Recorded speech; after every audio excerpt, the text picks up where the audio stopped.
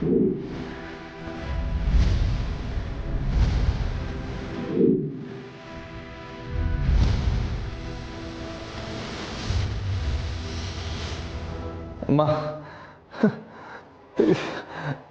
ಅದಾ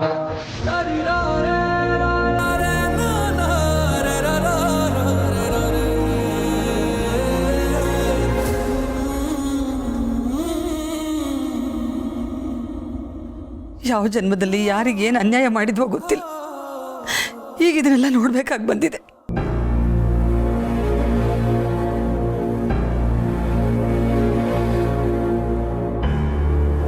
ನನ್ನ ಮಗನ ಹೆಗ್ಗ ಮುಗ್ಗ ಹೊಡೆದಿದ್ದಾಳೆ.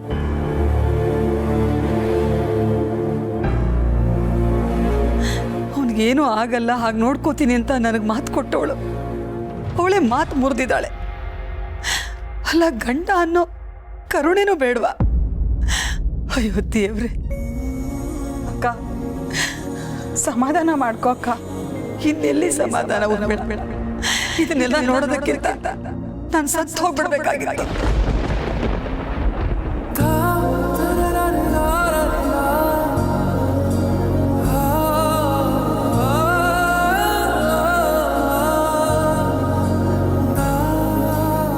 ಅವತ್ತು ಗುರುಗಳು ಹೇಳಿದ್ದು ನಿಜ ಆಯಿತು ಸೀತಾ.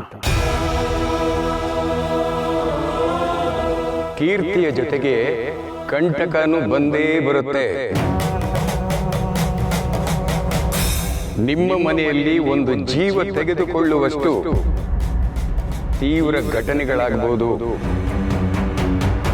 ಹಾಗಾಗಿ ನಿಮ್ಮ ಎಚ್ಚರದಲ್ಲಿ ನೀವು ಇರೋದು ಒಳ್ಳೆಯದು. ಅವರು ಒಂದು ದೊಡ್ಡ ಕಂಟಕ ಇದೆ ಅಂತ ಹೇಳಿ,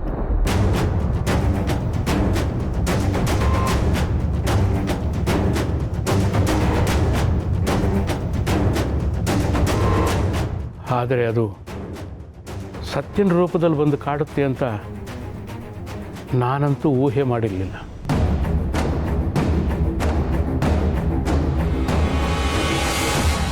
ಅಲ್ಲ, ಅದೆಷ್ಟು ಧೈರ್ಯ ಇದ್ದರೆ ನನ್ನ ಮಗನ ಮೇಲೆ ಕೈ ಮಾಡ್ತಾಳೆ? ಹೌದಪ್ಪ, ಅವಳು ಇಷ್ಟೊಂದು ಮುಂದುವರಿಬಾರ್ದಾಗಿತ್ತು. ಅವಳು ಕಾರ್ತಿಕನ್ನ ಅರೆಸ್ಟ್ ಮಾಡಿರೋದೇ ನಮ್ಮ ಕೈಲಿ ಇನ್ನೂ ಡೈಜೆಸ್ಟ್ ಮಾಡ್ಕೊಳಕ್ಕಾಗ್ತಾ ಇಲ್ಲ. ಅಂಥದ್ರಲ್ಲಿ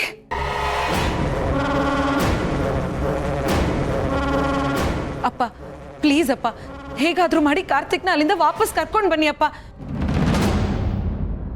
ಇಲ್ಲಾಂದ್ರೆ ಆ ಸತ್ಯ ಅವನಿಗೆ ಏನ್ ಮಾಡ್ಬಿಡ್ತಾಳೋ ಏನೋ. ಅವಳು ದೊಡ್ಡ ರಾಕ್ಷಸಿ ಅಪ್ಪ. ಹೌದು ದೊಡ್ಡಪ್ಪ, ನನಗೆ ಅಣ್ಣನ ನೋಡಬೇಕು ಅಂತ ಅನಿಸ್ತಿದೆ. ಇಲ್ಲ ನನ್ನನ್ನಾರು ಅಲ್ಲಿಗೆ ಕರ್ಕೊಂಡೋಗಿ, ಇಲ್ಲ ಅವನ್ನೇ ಇಲ್ಲಿಗೆ ಕರ್ಕೊಂಡ್ಬನ್ನಿ.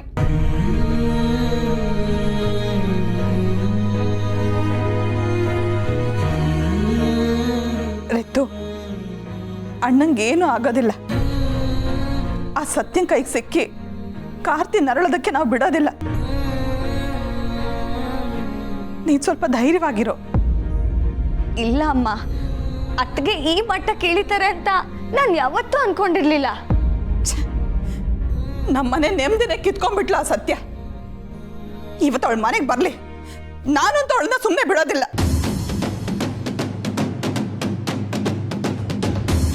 ನಾವೆಲ್ಲ ಅವಳನ್ನ ಸ್ವಂತ ಮಗಳ ತರ ನೋಡ್ಕೊಳೋದಕ್ಕೆ ಇದೇನ ಅವಳು ಕೊಡೋ ಬೆಲೆ?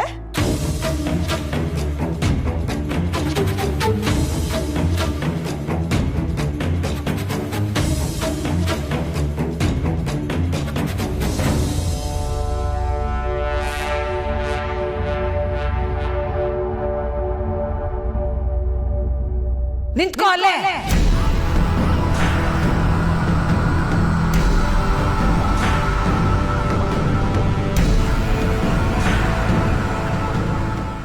ಒಂದೇ ಒಂದು ಹೆಜ್ಜೆನೂ ಮುಂದಕ್ಕಿಡಬೇಡ ನೀನು.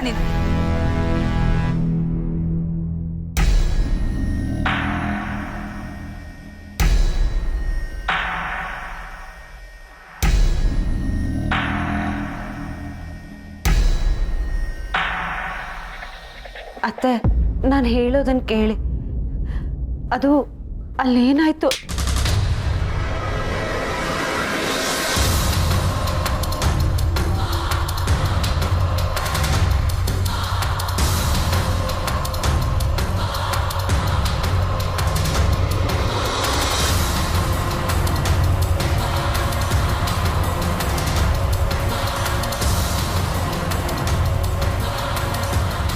ನೋವಾಯ್ತಾ? ಒಂದು ಕೆನ್ನೆ ಹೊಡೆದಿದ್ದಕ್ಕೆ ನಿನ್ನ ಕಣ್ಣು ತುಂಬಿಡ್ತು.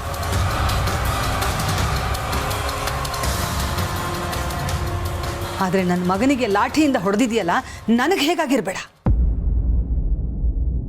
ಗಂಡ ಅನ್ನೋದನ್ನು ನೋಡದೆ ಹೊಡೆದಿದೆಯಲ್ಲ, ಇನ್ನು ಅವನಿಗೆ ಹೇಗಾಗಿರ್ಬೇಡ.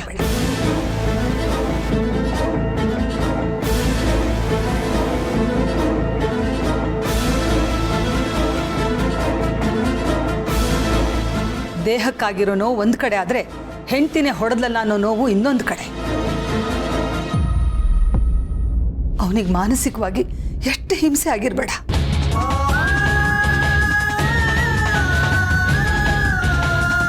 ಯಾಕೆ ಯಾಕೆ ಹೀಗೆ ಮಾಡಿದೆ? ಅವತ್ತು ಹೇಳಿದ್ದೆ ತಾನೆ ಕಾರ್ತಿಕ್ಗೆ ಏನು ಆಗಕ್ ಬಿಡಲ್ಲ ಅಂತ.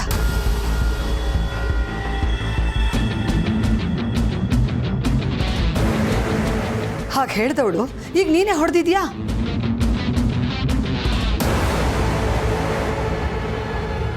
ನಾವೇನು ಅನ್ಯಾಯ ಮಾಡಿದ್ವಿ ಅಂತ ನಮಗೆಲ್ಲ ಈ ಥರ ಶಿಕ್ಷೆ ಕೊಡ್ತಿದ್ಯಾ? ಅರ್ಥ ಮಾಡ್ಕೊಳ್ಳೋಗೆ ಇಷ್ಟೆಲ್ಲ ಹೇಳೋ ಅವಶ್ಯಕತೆ ಇರೋದಿಲ್ಲ ಅಕ್ಕ.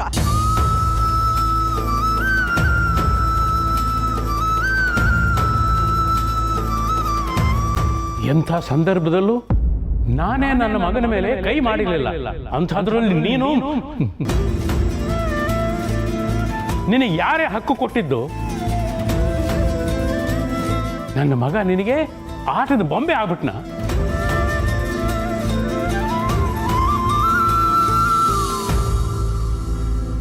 ನಿನಗೆ ದುರಹಂಕಾರ ಇದೆ ಅಂತ ಗೊತ್ತಿತ್ತು, ಆದ್ರೆ ಇಷ್ಟು ಸೆಲ್ಫಿಶ್ ಆಗಿ ಗಂಡನ ಮೇಲೆ ಕೈ ಮಾಡ್ತೀಯ ಅಂತ ನಾವ್ ಅನ್ಕೊಂಡಿರ್ಲಿಲ್ಲ. ಯಾಕದ್ಕೆ ಹೀಗೆ ಮಾಡಿದ್ರಿ? ನಿಮಗೆ ಗೊತ್ತು ತಾನೆ ಅಣ್ಣ ಎಷ್ಟು ಸಾಫ್ಟ್ ಅಂತ.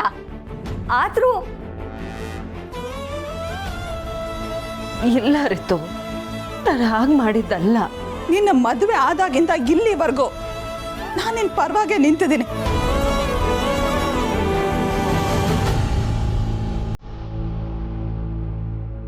ಆದ್ರೆ ಇದೊಂದು ವಿಷಯ ಮಾತ್ರ ನನಗೆ ಅರಗಿಸ್ಕೊಳ್ಳೋದಕ್ಕೆ ಆಗ್ತಾ ಇಲ್ಲ. ನೀನಲ್ಲಿ ಇಷ್ಟು ಕ್ರೂರತ್ವ ಇದೆ ಅಂತ ನನಗೆ ಗೊತ್ತಾಗಿದ್ರೆ ಅಕ್ಕನಿಗಿಂತ ಮುಂಚೆ ನಾನೆಲ್ಲ ಈ ಮನೆಗೆ ಆಚೆ ಕಳಿಸ್ತಿದ್ದೆ.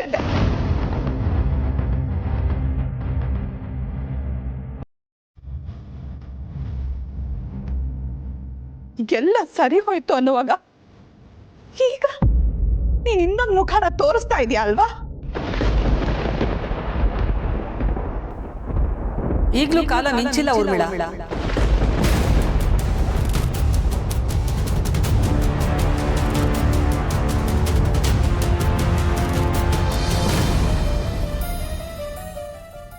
ಇಷ್ಟೆಲ್ಲ ಆದ್ಮೇಲೆ ನಿನಗೆ ಈ ಮನೆಯಲ್ಲಿ ಜಾಗ ಇಲ್ಲ.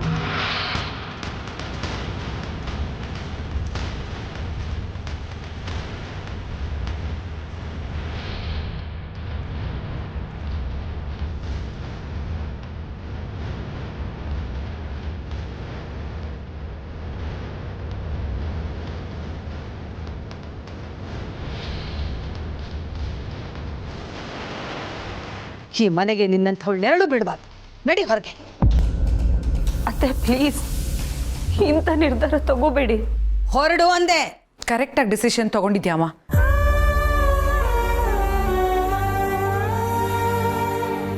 ಇವಳಿ ಮನೆಗೆ ಬಂದ ಮೇಲೆ ಮಾಡಿರೋ ಅವಾಂತರಗಳೇ ಸಾಕು.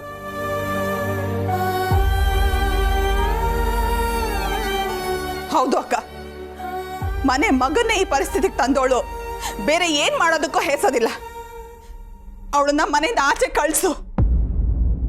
ಅತ್ತೆ, ಚಿಕ್ಕತ್ತೆ, ನಾನು ಕಾರ್ತಿಕ್ನ ಉಳಿಸ್ಕೋತೀನಿ.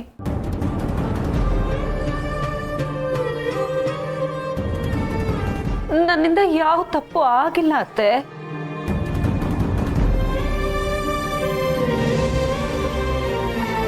ನನ್ನನ್ನು ಅರ್ಥ ಮಾಡ್ಕೊಳ್ಳಿ ಪ್ಲೀಸ್. ನಾನು ಕಾರ್ತಿಕ್ನ ವಾಪಸ್ ಕರ್ಕೊಂಡು ಬರ್ತೀನಿ. ಹಾಗಿದ್ರೆ ಅವನನ್ನ ಕರ್ಕೊಂಡೆ ಈ ಮನೆ ಹೊಸಲು ದಾಟಿ ಬಾ.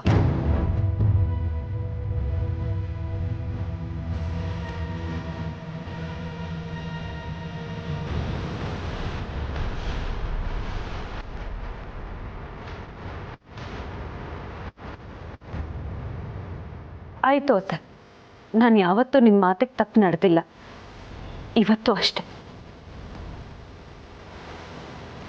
ನೀವೇನು ಮಾಡು ಅಂದರೆ ಮಾಡ್ತೀನಿ, ಮನೆಯಿಂದ ಆಚೆ ಹೋಗು ಅಂದರೆ ಹೋಗ್ತೀನಿ.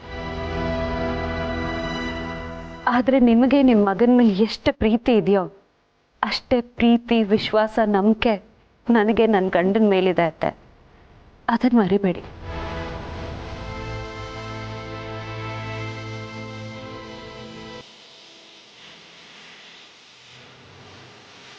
ಅಮ್ಮ, ಇವಳು ಭಾಷಣ ಕೇಳ್ತಾ ನಿಂತಿರ್ಬೇಕಾ ನಾವು?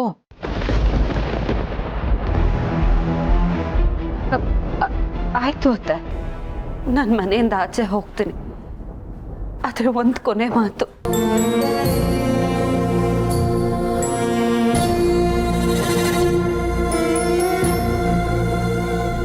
ನಾನಿಷ್ಟರಲ್ಲೇ ನನ್ನ ಗಂಡನ್ನ ಎಲ್ಲ ಆರೋಪಗಳಿಂದ ಮುಕ್ತಗೊಳಿಸಿ ವಾಪಸ್ ಕರ್ಕೊಂಡು ಬರ್ತೀನಿ.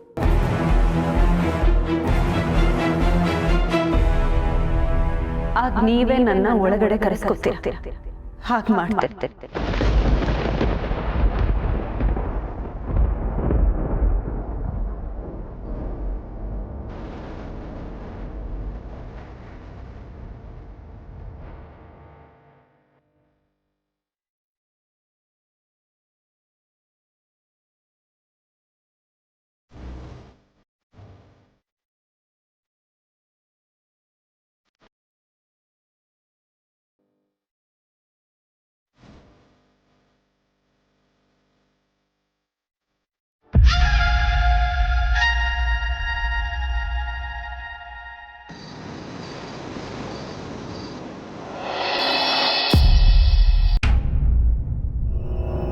ನಾವು ಬೇಗ ಹೊರಟ್ಬಿಡೋಣ. ನಾವು ಸ್ಟೇಷನ್ಗೆ ಹೋಗೋ ಅಷ್ಟರಲ್ಲಿ ಸತ್ಯ ಅವರು ಸ್ಟೇಷನಿಂದ ಹೊರಟ್ಬಿಟ್ರೆ ಕಷ್ಟ. ಅಲ್ಲ, ನಾವು ಒಂದು ಕಾಲ್ ಮಾಡ್ಕೊಂಡು ಹೋಗೋದು ಒಳ್ಳೇದಲ್ವಾ? ಯಾಕಂದರೆ ಅವ್ರಿಗೆ ತುಂಬ ಕೆಲಸ ಇರುತ್ತೆ. ಒಂದು ವೇಳೆ ಬೇರೆ ಕೆಲಸದ ಮೇಲೆ ಅವ್ರು ಆಚೆ ಹೋಗಿದ್ರೆ? ಹೌದಲ್ವಾ, ಕಾಲ್ ಮಾಡ್ಬಿಡ್ತೀನಿ. ಬಾವಾ, ಕಾಲ್ ಮಾಡೋದೇನು ಬೇಡ, ಅಲ್ಲಿ ನೋಡಿ ಸತ್ಯನೇ ಬರ್ತಾ ಇದ್ದಾಳೆ.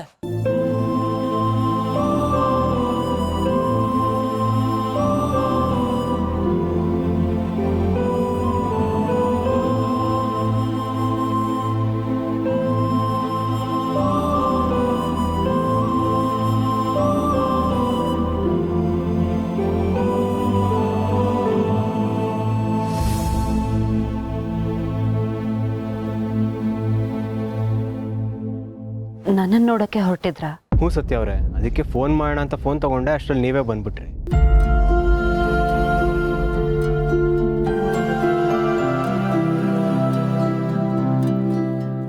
ಸದ್ಯಕ್ಕ ಸಪ್ಪಗಿದ್ದೀರಾ? ಯಾಕೇನಾಯ್ತು?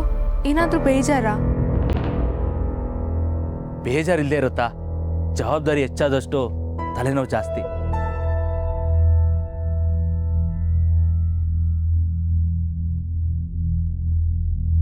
ಹೀಗಂತೂ ಭಾವನ ಅರೆಸ್ಟ್ ಮಾಡಿದ್ಮೇಲೆ ಮನೆ ಕಡೆ, ಆಫೀಸಲ್ಲಿ ಎಲ್ಲ ಕಡೆನೂ ಒತ್ತಡ ಇರುತ್ತೆ.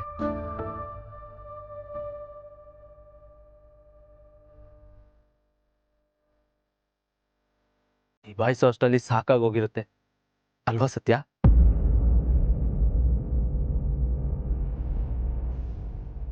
ಯಾಕೆ ಸತ್ಯ ಅವರೇ, ಏನೂ ಮಾತಾಡ್ತಾನೆ ಇಲ್ಲ?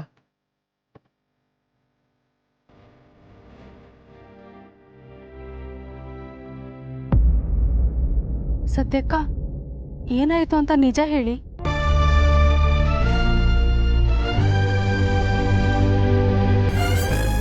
ಸತ್ಯಕ್ಕ ಹೇಳಿ ಅಕ್ಕ. ಅದು ಅದೇ ಏನಂದ್ರೆ,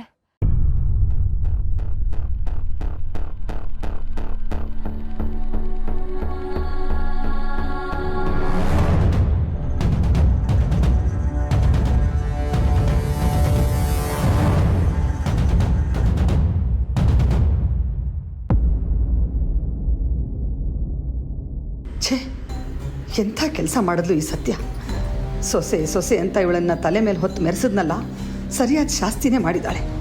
ಇದು ಸಾಲದು ಅಂತ ಗಂಡ ಅನ್ನೋದನ್ನು ನೋಡದೆ ಈ ಸತ್ಯ ಅವನಿಗೆ ಹೊಡೆದಿದ್ದಾಳೆ. ಹಾವಿಗೆ ಹಾಲು ಎರೆದ್ಬಿಟ್ನಲ್ಲ ದೇವ್ರೆ, ನಾನು ಇಂಥವಳು ನನ್ನ ಸೊಸೆನಾ? ನನಗೇನೇ ಮಾಡಿದರೂ ಸಹಿಸ್ಕೋತಾ ಇದ್ದೆ, ಅವಳನ್ನು ಕ್ಷಮಿಸ್ತಾ ಇದ್ದೆ. ಆದರೆ ನನ್ನ ಮಗನಿಗೆ ಚಿತ್ರ ಹಿಂಸೆ ಕೊಡ್ತಿದ್ದಾಳೆ, ಅವನು ಮಾಡದೇ ಇರೋ ತಪ್ಪಿಗೆ ಶಿಕ್ಷೆ ಕೊಡ್ತಿದ್ದಾಳೆ. ಸಾಕ್ಷಿ ಏನಾದರೂ ಹೇಳ್ಕೊಳ್ಳಿ, ಆದರೆ ಆತ್ಮಸಾಕ್ಷಿ ಅನ್ನೋದೊಂದು ಇರುತ್ತಲ್ವ, ಅದಕ್ಕೆ ಗೊತ್ತಾಗಲ್ವಾ ಅವನು ತಪ್ಪು ಮಾಡಿದಾನೋ ಇಲ್ವೋ ಅಂತ. ಪರಮಾತ್ಮ, ನನ್ನ ಮಗನ ಕಾಪಾಡು ತಂದೆ, ನನ್ನ ಮಗನ ಅಲ್ಲಿಂದ ಕಾಪಾಡು. ನಿನಗೆ 108 ತೆಂಗಿನಕಾಯಿ ಒಡಿಸ್ತೀನಿ. ನನ್ನ ಮಗನ ಆ ರಾಕ್ಷಸಿಯಿಂದ ಕಾಪಾಡಪ್ಪ ಭಗವಂತ. ಅತ್ತೆ, ನನಗೆ ಯಾಕೋ ಮನಸ್ಸೇ ತಡೀತಾ ಇಲ್ಲ. ಒಂದ್ಸಾರಿ ಸೀತಾರ ಜೊತೆ ಮಾತಾಡ್ಬಿಡ್ಬೇಕು ಅಂತ ಅನ್ನಿಸ್ತಿದೆ. ಫೋನ್ ಮಾಡಮ್ಮ, ತಾಯಿ ಹೃದಯ ಕಣೆ ಅದು. ಮಗನ ಅರೆಸ್ಟ್ ಮಾಡಿದ್ದಕ್ಕೆ ಅದೆಷ್ಟು ನೊಂದ್ಕೊಂಡಿದ್ದಾರೋ ಏನೋ. ಫೋನ್ ಮಾಡು.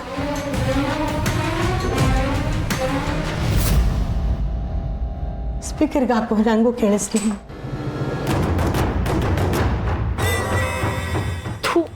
ಹಾಳಾದವರು ಆ ಸೀತಮ್ಮನ ಹತ್ರ ಬೈಸ್ಕೊಳಕ್ ಅದೇನು ಆಸೆನೋ. ಮೊದಲೇ ಆ ಮುದ್ಕಿ ಬಾಯಿ ಜೋರು, ಅಂಥದ್ರಲ್ಲಿ ಇವ್ರು ಬೇರೆ. ಅಕ್ಕ, ಜಾನ್ಕಮ್ಮ ಕಾಲ್ ಮಾಡ್ತಿದ್ದಾರೆ. ಹಲೋ ಹಲೋ, ಸೀತಾ ಅವರೇ, ನಾನು ಜಾನಕಿ. ಏನು? ಹೇಗಿದ್ದೀರಾ ಸೀತಾ? ಇನ್ನೂ ಸತ್ತಿಲ್ಲ, ಬದುಕಿದ್ದೀವಿ.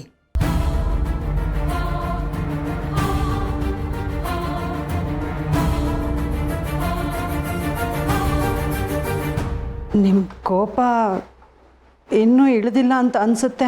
ಹಿಡಿಯುವಂಥ ಕೆಲಸ ನಿಮ್ಮ ಮಗಳು ಮಾಡಿದ್ರೆ ತಾನೇ.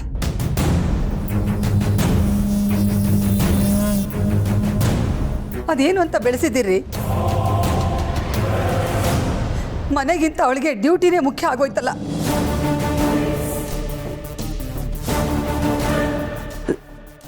ಸೀತಾ ಅವರೇ, ಅಳ್ತಿದ್ದೀರಾ? ಏನಾಯ್ತು? ಇನ್ನೇನ್ರಿ ಆಗಬೇಕು? ಆ ನಿಮ್ಮ ಪಾಪಿ ಮಗಳಿಗೆ ನಮ್ಮ ಮನೆ ಮೇಲೆ ಅದೇನು ದ್ವೇಷನೋ ಏನೋ ಸೊಸೆಯಾಗಿ ಬಂದು ತೀರಿಸ್ಕೋತಾ ಇದ್ದಾಳೆ.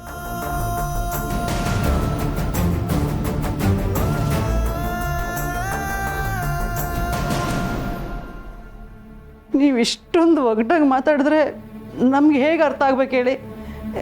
ಏನಾಯ್ತು ಈಗ? ಇನ್ನೇನಾಗಬೇಕು ಹೇಳ್ರಿ? ನಿಮ್ಮ ಮಗಳು ನನ್ನ ಮಗನಿಗೆ ಚೆನ್ನಾಗಿ ಹೊಡೆದು ಹಿಂಸೆ ಕೊಟ್ಟಿದ್ದಾಳೆ. ಅದನ್ನ ಇನ್ನು ಯಾವ ಬಾಯಿಂದ ಹೇಳಲಿ ನಾನು?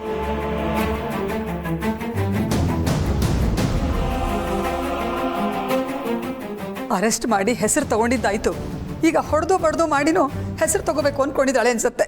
ಸೀತಮ್ಮ ನನ್ನ ಮೊಮ್ಮಗಳು ಅಂಥವಳಲ್ಲ, ಹಾಗೆಲ್ಲ ಮಾಡಿರೋಕ್ಕೆ ಸಾಧ್ಯನೇ ಇಲ್ಲ. ನೀವೇನೋ ತಪ್ಪು ತಿಳ್ಕೊಂಡಿದ್ದೀರಾ. ಮುಚ್ಚ್ರಿ ಬಾಯಿನ.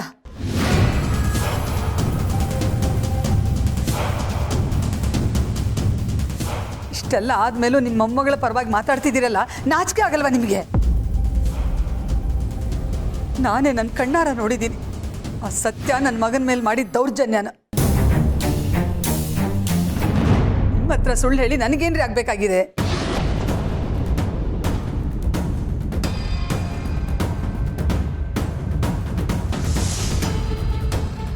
ನೀವು ಸುಳ್ಳು ಹೇಳ್ತಿದ್ದೀರಾ ಅಂತ ಹೇಳ್ತಿಲ್ಲ ಸೀತಾ ಅವರೇ, ಆದರೆ ಬೇಕಾದ್ರೆ ನೀವೇ ಹೋಗಿ ನೋಡಿ ನನ್ನ ಮಗನ ಪರಿಸ್ಥಿತಿ ಹೇಗಿದೆ ಅಂತ. ನಿಮ್ಮ ಮಗಳು ಕ್ರೂರಿರಿ, ಆದರೆ ಒಂದು ಮಾತು ತಿಳ್ಕೊಳ್ಳಿ, ನನ್ನ ಮಗನಿಗೆ ಹಿಂಸೆ ಕೊಟ್ಟು ಯಾರೂ ಉದ್ಧಾರ ಆಗಲ್ಲ. ನಿಮ್ಮ ಮಗಳು ಅಷ್ಟೇ, ಅವಳು ಹಾಳಾಗಿ ಹೋಗ್ತಾಳೆ.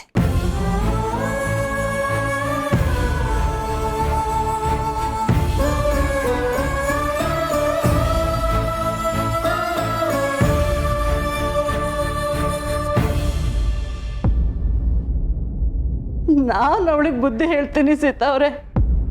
ಹೇಳ್ಕೊಳ್ಳಿ, ಅದಕ್ಕೆ ಅವಳನ್ನು ನಮ್ಮ ಮನೆಯಿಂದ ಆಚೆ ಕಳಿಸಿದ್ದೀನಿ.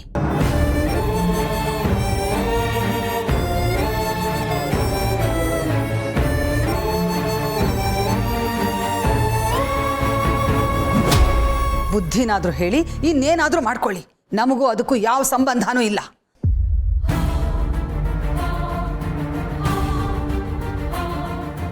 ಆದ್ರೆ ಸಂಬಂಧ ಅಂತ ನೆಪ ಮಾಡ್ಕೊಂಡು ಮತ್ತೆ ನಮಗೆ ಫೋನ್ ಮಾಡಬೇಡಿ. ಸೀತಾ ಅವರೇ,